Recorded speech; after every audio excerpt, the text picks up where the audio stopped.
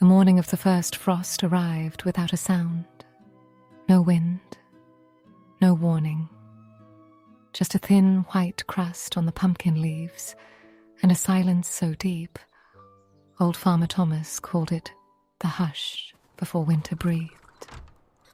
Little Bunny stood at the edge of the barn door. His whiskers caught the cold air first. A sharp, clean smell that made the fur on his back stand up. The water in the drinking bowl had a skin of ice on top, thin as a spider web, cracking when he touched it with his nose. Something was different about this morning. Old Farmer Thomas came out of the kitchen door, pulling on his wool coat. The coat was brown and patched at the elbows, and it smelled of hay and wood smoke and the leather of his work gloves. He carried a small cotton bag in his left hand. The bag was tied with a piece of red string. "Morning, little one," he said, his voice low and warm, like a fire that had been burning all night. "Today is the day we prepare for winter supper." Little Bunny did not know what that meant, but he knew the cotton bag. He had seen it before on the shelf above the pantry door, next to the jar of honey and the dried bundles of lavender. The bag held something precious, something old. Old Farmer Thomas sat on the wooden bench by the barn wall. The bench was worn smooth in the middle, shaped by years of sitting and waiting. He untied the red string and opened the bag. Inside were seeds, tiny dark wrinkled things that looked like nothing at all. Brown specks, dust almost. Little Bunny leaned closer, and his nose touched one of them. "Do you know what this is?" Old Farmer Thomas asked. Little friend? Little Bunny did not. "This is a carrot seed," the farmer said. "And if you've ever helped in a garden, you know that feeling of dirt under your nails, the kind that doesn't wash off easily, the kind that means you've been working. That's what these seeds are waiting for." He held one seed in the palm of his hand. It was so small, it almost disappeared in the lines of his skin. 47 days, he said. That's how long it takes from seed to supper. 47 days of waiting. 47 nights of wondering if anything is happening down there in the dark. Little Bunny looked at the seed. It did not look like a carrot. It did not look like food. It looked like a piece of dirt that had forgotten what it was. But old Farmer Thomas knew better. And something in the way he held that seed, gently, like a secret, made Little Bunny want to know too. If you have ever held a seed and wondered what it might become, you're already part of this story. Subscribe to this quiet corner of the farm, where we share stories of patience and small wonders. Tell us in the comments about something small you once held that surprised you with what it became. "Come," said the farmer, standing up. "Let me show you where this carrot will grow." They walked past the chicken coop, where the hens were scratching at the frozen ground, making small, clucking sounds of complaint. Past the hay bales stacked like golden bricks, taller than 3 bunnies stacked on top of each other. Past the garden gate, which creaked when old Farmer Thomas pushed it open. The garden was bare. Brown soil, dried stalks. The pumpkin vines had curled up and turned brittle, lying on the earth like old ropes. It did not look like a place where anything would ever grow again. "Here," said old Farmer Thomas, kneeling down. "This is where we will plant the seed." He used his finger to make a small hole in the soil. Just 1 finger deep. No deeper. He placed the seed inside, covered it with dirt, and patted it gently, the way you might pat a sleeping child's back. "There," he said. "Now we wait." Little Bunny stared at the spot. Nothing was there, just brown earth. The seed had disappeared, gone, swallowed by the ground. And that was when Little Bunny felt it. A small knot in his chest, the feeling of wanting to see what was happening, of wanting to dig the seed back up and check if it was still there. Wait here. It's a But old Farmer one. Thomas had told him once, Soft rabbit cooing. a seed needs patience. The kind of patience that does not ask questions. The kind that trusts the dark. If you've ever been too excited to sleep before a special day, old Farmer Thomas said quietly, you know how that seed feels right now. It's awake. It's working, but you can't see it yet. Little Bunny sat down next to the small patch of soil. He did not move. He just watched. The sun climbed higher, melting the frost on the pumpkin leaves. A crow landed on the barn roof, tilted its head and watched them both. Nothing happened. The soil stayed brown. The seed stayed hidden. The morning stretched out long and quiet, like a yawn that never finished. And then, just as Little Bunny was beginning to wonder if the seed had forgotten what it was supposed to do, old Farmer Thomas reached into his coat pocket and pulled out a small watering can. It was tin, blue, with a little spout shaped like a flower. Every day we give it water, he said, pouring a thin stream over the soil. Not too much, just enough. The water knows where to go. The water soaked in, darker than the dry soil around it. A small puddle formed, then disappeared. The earth drank it, and Little Bunny understood without words that this was not a one-time thing. This was a daily thing, a slow thing, a thing that happened in small steps over many days while you were doing other things, eating, sleeping, watching crows on barn roofs. He would come back tomorrow, and the day after that, and the day after that. He would sit by this spot and wait, and the seed would be somewhere below, doing its quiet work in the dark. This daily returning, this slow trusting. It is the heart of all growing things. If you believe in the power of small repeated acts, subscribe so you can walk the garden path with us again. Share in the comments what you do every day, even when the results are hidden. That evening, the sky turned pink and orange, and the cold came back. Old Farmer Thomas lit a lamp in the barn, and the warm light made the hay look golden. Little Bunny curled up in his nest, a circle of straw lined with soft wool from last spring's shearing. Through the barn door he could see the garden, just a patch of darkness now, blending into the other patches of darkness. But he knew what was down there.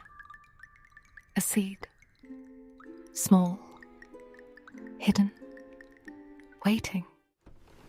And somewhere, in the pantry behind the kitchen, the cotton bag sat on the shelf next to the honey and the lavender. More seeds were inside. But only one had been planted. Only one had begun the long journey from dirt to dinner. Little Bunny closed his eyes. His whiskers twitched. He dreamed of orange carrots growing underground, pushing through the soil, reaching for the light they had never seen before. The next morning, Little Bunny returned to the garden before the sun had cleared the barn roof. The frost was thicker now, coating every blade of grass with a layer of crystals that caught the first light. He touched the soil where the seed lay buried. It was cold, damp, the same brown it had been the day before. But beneath the surface, something had shifted. A tiny movement, a swelling, a change so small that only the earth knew it was happening. The seed had drunk the water. It had felt the cold. It had understood in the secret language of seeds that the way to the light was through the dark. Day after day, Little Bunny came back. He watched the soil. He waited. On the 5th day, a crack appeared in the surface. On the 7th, a curl of green pushed through, no bigger than a dewdrop. On the 10th, 2 tiny leaves unfolded, facing the morning sky. Old Farmer Thomas knelt beside him. "There," he said, his voice soft as hay. "The carrot has begun its journey." The leaves grew taller, wider. The stem thickened. Little Bunny watched the green tops dance in the wind, and he remembered the tiny seed that had looked like nothing at all. And then, on the 37th day, Old Farmer Thomas walked into the garden with a small trowel in his hand. "Today," he said, "we see what the earth has made." Little Bunny's heart beat fast. He had waited. He had watched. He had trusted the dark. Now the answer was about to come up from the ground. The farmer pushed the trowel into the soil, a few inches from the carrot top. He levered gently, and the earth parted with a soft sigh. There it was, a shoulder of orange, bright as sunset, pushing through the brown. Little Bunny moved closer, and the farmer worked his fingers into the soil, loosening the long root, coaxing it upward with the same patience he had shown the seed. The carrot came out slowly. Dirt clung to its skin, its tail tapered to a fine point. It was longer than Little Bunny's paw, heavier than a fallen apple, and it smelled of fresh earth and rain. Old Farmer Thomas held it up. The sunlight caught the orange skin, and for a moment, the carrot glowed like a lantern. Here you are, little one. "You helped grow this," the farmer said, Have soft nibbling. "through waiting, through trusting, through coming back every day." He broke the carrot in 2. The snap was clean and sharp, a sound of completion. He handed half to Little Bunny. Little Bunny took it. The carrot was cold from the soil, a little gritty, and the most beautiful shade of orange he had ever seen. He bit into it, and the taste was sweet and earthy, full of the days of water and sun and patience. That first bite of something you waited for. It holds all the days of watching and watering and trusting. If this taste of a story felt real to you, subscribe so you can be here for the next harvest. In the comments, tell us what food has ever tasted like a memory of patience. Old Farmer Thomas sat on the bench and ate his half slowly. The sun moved across the sky. The crow on the barn roof watched and said nothing. The carrot was gone now, eaten, finished. But the soil where it had grown was still there. And somewhere, in the pantry behind the kitchen door, the cotton bag sat on the shelf with its remaining seeds, waiting for another morning, another hand, another beginning. Little Bunny licked the taste of carrot from his whiskers, and looked at the patch of brown earth. He understood now. The carrot had always been there. It just needed time to find its way to the light. That evening, the stars came out one by one, small lights appearing in the deep blue like seeds being planted in the sky. The cold crept back across the garden, settling into the soil, covering it with a blanket of frost that sparkled in the moonlight.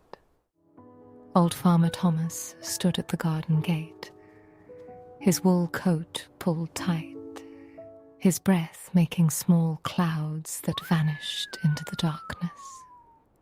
Little Bunny sat beside him, warm in his fur, full from the carrot, quiet. "Do you see that?" You see them, little friend? The farmer Just there, said, that special group. pointing up. Oh, yes.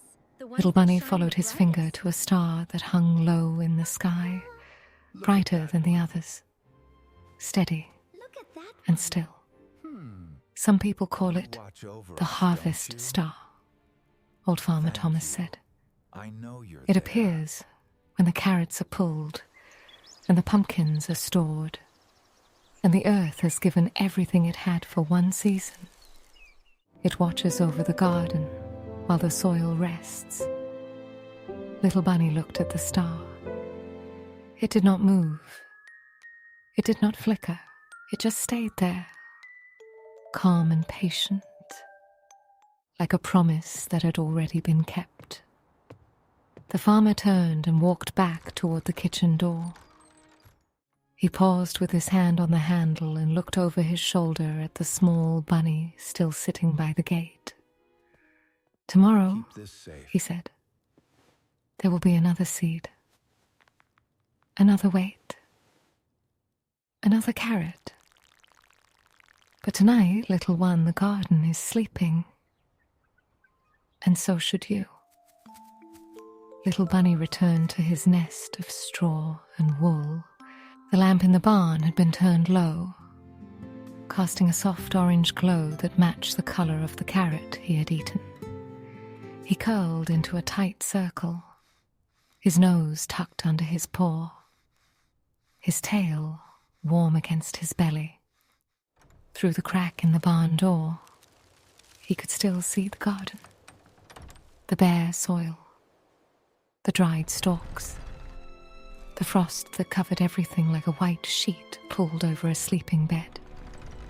And beneath that soil, invisible to every eye, the earth was resting.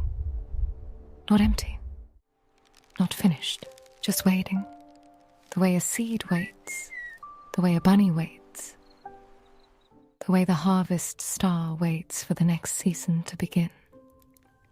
Little Bunny's eyes grew heavy. His breathing slowed.